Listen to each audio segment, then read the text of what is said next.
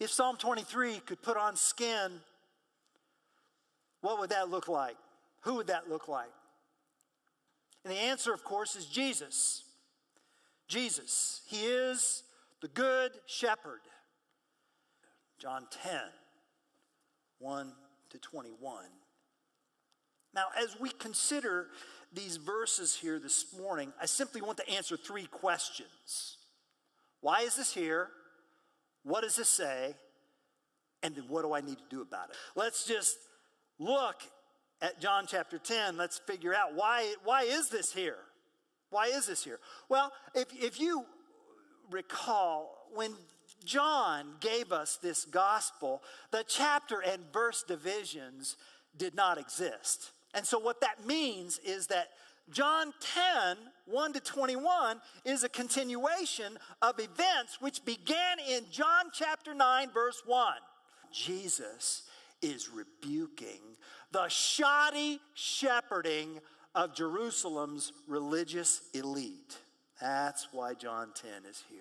And these verses challenge us with the question, who are you allowing to be your shepherd?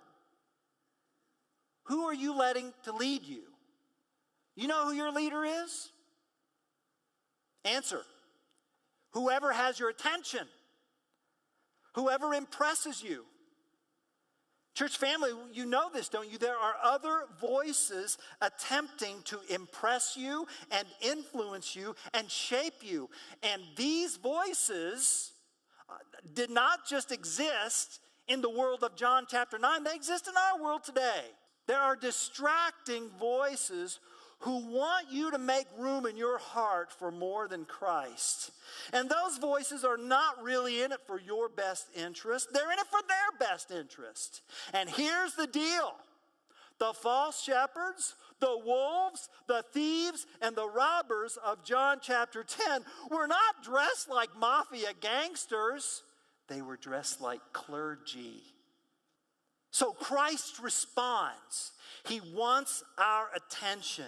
He is rebuking the shoddy shepherding of Jerusalem's religious elites. And that takes us to the heart of this passage. Jesus, the noble shepherd, is the only portal to God and the only provision from God. Follow him.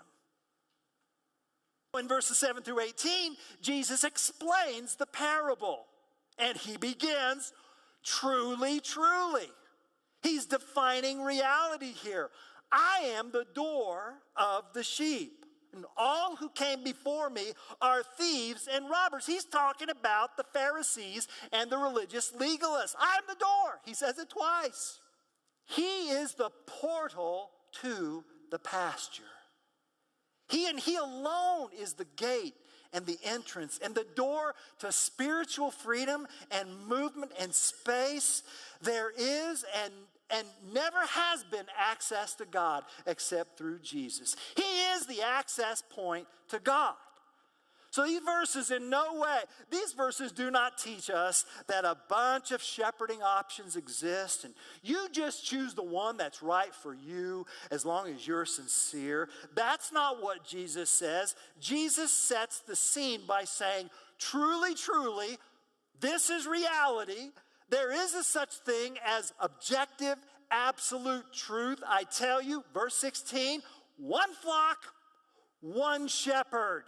And you say, well, why should we believe this? Here's why. Keep reading. Jesus is the portal because he is the provision. Verse 11, I'm the good shepherd. Good shepherd.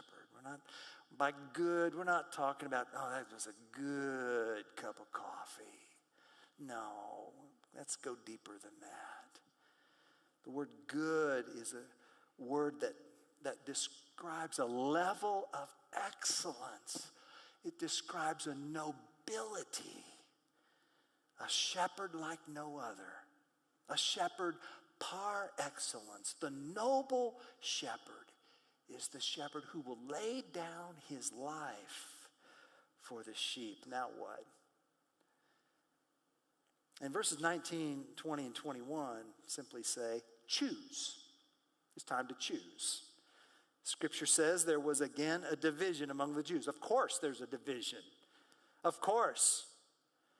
And John finishes this section, and there are people divided, and now it's as if John turns the Scriptures to us and says, what about you?